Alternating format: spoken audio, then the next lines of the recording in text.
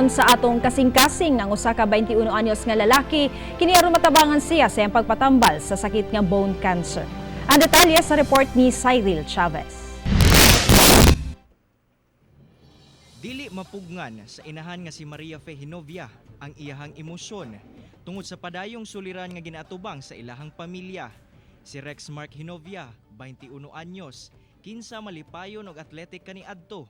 Apan karon, anaan na lamang siya sa ilahang sala naghigda tungod sa iyahang kondisyon nga stage 4 bone cancer. Ay sakit sa usa ka inahan nga makita nimo imong anak inaana nga kana siya wa gyud siya nagsakit sir. Sukad-sukad karon pag gyud siya nagsakit inaana. Nagsugod lamang kini tungod na outbalance si Rex samtang gadula og volleyball ni adtong Mayo ning tuiga. Nakabati lamang siya og kalisod sa paglakaw hantod sa kalit nga nang hupong ang iyahang mga batiis ug tiil. Ang ilahang panawagan karon, Unta sa mga gustong matabang sa ako, taas pa kay kong pangando sa akong kinabuhi.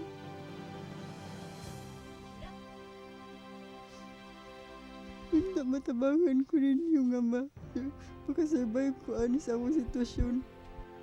Kung kinsa man tong mutabang, daghang kay salamat. Masig regalo na lang namo sa abot nga Pasko.